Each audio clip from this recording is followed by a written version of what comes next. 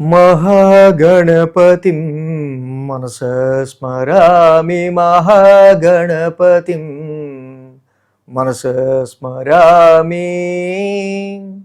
TR creations family అందరికీ నా హృదయపూర్వక ధన్యవాదాలు. ఏంటి ఎప్పుడు మహాగణపతిని పాడంగానే ప్రిడిక్షన్స్ చెప్పే గురువు గారు తాయితీగా కూర్చుని ఆయన సొంత పని ఏదో చేసుకుంటున్నారు, ఇస్త్రీ చేసుకుంటున్నారు అనుకుంటున్నారా? లేదు లేదు, కాన్సెప్ట్ని మించి నేను ఎప్పుడు ఏది చేయను.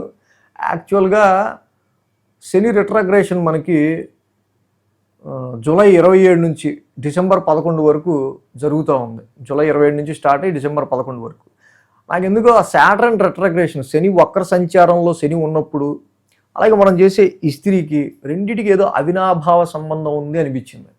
ఎందుకంటే మనం ఇస్త్రీ ఎలా చేస్తాం, ముందుకి వెనక్కి ఆ మడతలు పొయ్యేదాకా చేసి, కాదు కొంచెం హీట్ చేసి, మొత్తం మనం వేసుకునే బట్టలకు మంచి అపీరెన్స్ వచ్చేదాకా చక్కగా చేస్తాం. అలాగే శని భగవానుడు కూడా ముందుకు వెళ్ళి మళ్ళీ వెనక్కి వస్తా రిట్రాగ్రేషన్ అంటే కార్మిక్ లెసన్స్, కర్మకారకుడు చేసిన కర్మకి తగ్గ ఫలితాన్ని ఇస్తూ ఉంటాడు. ఆ రిట్రాగ్రేషన్లోనే ఏదైతే పెండింగ్ ఉన్న వర్క్స్ కావచ్చు, గ్యాప్స్ వచ్చిన ఇష్యూస్ కావచ్చు, వాటిని సెటిల్ డౌన్ చేయడానికి ఏ రాశిలో ఉంటే ఈ ఇస్త్రీ పెట్టలేకే ఆయన కూడా ముందుకి వెనక్కి ఆ మడతలు పోయేదాకా మనల్ని కూడా అదింపెట్టి ఎంత స్ట్రెస్ క్రియేట్ చేస్తాడో అది జనరల్గా ఇస్త్రీ పెట్టి చూడంగానే నాకు గుర్తొచ్చింది. సో మొత్తానికి శని భగవానుడి యొక్క రిట్రాగ్రేషన్ ఏ రాశి మీద ఎలాంటి ప్రభావం చూపించబోతుంది. సో ఈ ఇస్త్రీ పెట్టలేకే జనరల్గా మడతలు పోయేదాకా ఆయన రిట్రాగ్రేషన్లో ఏ రాశికి ఎలాంటి ఎఫెక్ట్ ఇవ్వబోతున్నాడు, మనం ఎలా జాగ్రత్త తీసుకుంటే బాగుంటుంది సో అనేది మనం ఇవాళ వీడియోలో ప్రతి రాశికి సంబంధించి తెలుసుకుందాం. సో వృశ్చిక రాశి వారికి సంబంధించి చూద్దాం. వృశ్చిక రాశి వారికి శని యొక్క ఇస్త్రీ ఏదైతే ఉందో మడతలు తీసే కార్యక్రమం ఆయన 5th హౌస్ మీద పెట్టుకున్నారు. సో ఏదైతే సంతాన స్థానం ముఖ్యంగా, so house of our expectations and our intelligence కూడా. గత సంవత్సరం అయితే మరీ దారుణం.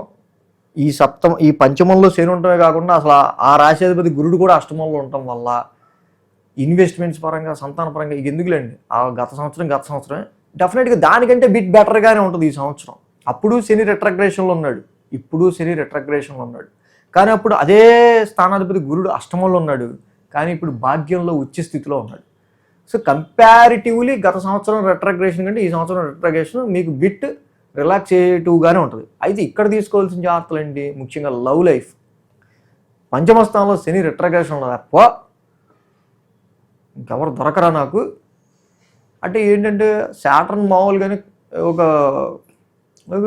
ఒక రకమైన మొండి ప్లానెట్. అలాంటి మొండి ప్లానెట్ ఈ ఎఫెక్షన్స్, ఇంటెన్షన్స్, ప్రేమ అభిమానాలకు సంబంధించిన హౌస్లో రిట్రాగ్రేషన్లో ఉండడం వల్ల ఇన్ఫాక్చుయేషన్స్కి అసలు చాలా దూరంగా ఉండాల్సిన సమయం. ప్రేమలో, లవ్లు వీటికి సంబంధించిన విషయాల్లో చాలా డ్రాస్టిక్ ఎఫెక్ట్ ఇస్తుంది. ఇన్వెస్ట్మెంట్స్కి సంబంధించిన విషయాల్లో కూడా మెయిన్గా శని యొక్క రిట్రాగ్రేషన్ ఏదైతే ఉందో, ఈ టైంలో ఏదైనా మనకు ₹1 వచ్చింది, ఇదేదో బాగుంది అని అనుకుంటే కనుక షేర్స్ ఇన్వెస్ట్మెంట్ ట్రేడింగ్లో మళ్ళీ ఆ రూపాయికి ₹10 పెట్టారంటే డెఫినెట్గా సాటర్న్ మళ్ళీ రిటర్న్ బ్యాక్ తీసేసుకునే ఆస్కారాలు ఉంటాయి. This is very testing period to your దాన్ని ఏమంటారు. సో మనం ప్రతి దాన్ని మన లక్ని మీరు ఇక్కడ ప్రూవ్ చేసుకునే టైం కాదు, అన్నిసార్లు ఓవర్ కాన్ఫిడెన్స్కి పోయే టైం కాదు. సో డెఫినెట్గా ఇన్వెస్ట్మెంట్స్ కూడా జాగ్రత్తగా చూసి పెట్టుకోవడం అనేది మంచిది. సంతానం గురించి చూసేవాళ్ళు, క్యారింగ్ ఉమెన్స్ వాళ్ళు ఉంటే తప్పకుండా డాక్టర్ యొక్క వాళ్ళు ఏం చెప్తారో సలహాని మేరకు చక్కగా రెస్ట్గా ఉంటూ, బెడ్ రెస్ట్గా ఉంటూ, హాయిగా మంచిగా ఏ విష్ణు సహస్రనామం పారాయణమో, చక్కగా ఏ లలిత సహస్రనామో, ఇలాంటివి మంచిగా చక్కగా వింటూ వాళ్ళు బెడ్ రెస్ట్ తీసుకుంటూ ఉంటాం చాలా చాలా మంచిది. అండ్ ఎప్పుడైతే పంచమ స్థానంలో ఈ యొక్క సాటర్న్ రిట్రాగ్రేడ్ అవుతాడో మిమ్మల్ని అభిమానించే వాళ్ళని మీరు దూరం చేసుకుంటారు.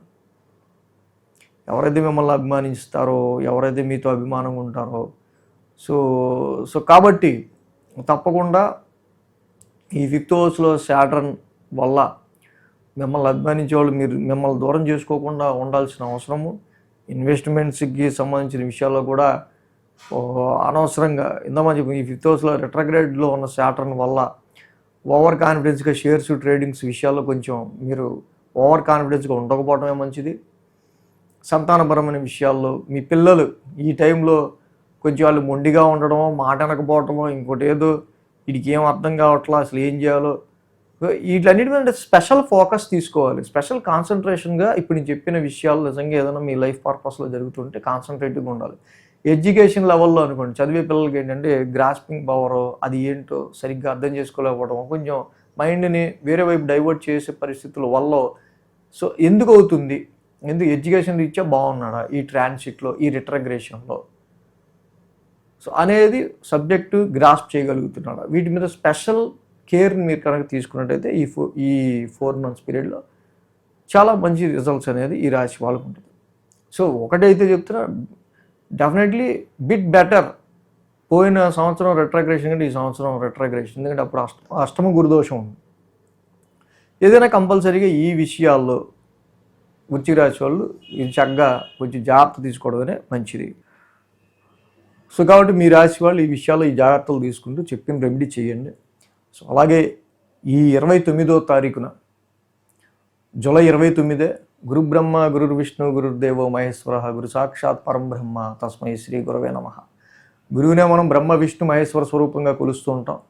సో అలాంటి గురువుల్ని ఆరాధించి కృతజ్ఞతలు తెలిపే రోజుగా మనం చెప్పుకునేది గురు పౌర్ణమి ఈ 29వ తారీఖు.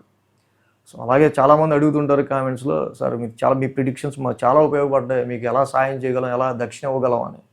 సో ఈ గురు పౌర్ణమి యొక్క ఆషాఢ శుద్ధ పౌర్ణమిని పురస్కరించుకుని ఎవరన్నా గురుదక్షిణ ఇవ్వదలుచుకుంటే ఈ సందర్భంగా డిస్క్రిప్షన్లో ఉన్న విధంగా చక్కగా గురుదక్షిణ మీరు ఇవ్వచ్చు. So thanks for watching TR creations. ధన్యవాదాలు. ఈ వీడియో కనుక మీకు నచ్చినట్లయితే లైక్ చేయండి, షేర్ చేయండి. మరిన్ని అప్డేట్స్ కోసం సబ్స్క్రైబ్ చేయడం మాత్రం మర్చిపోకండి.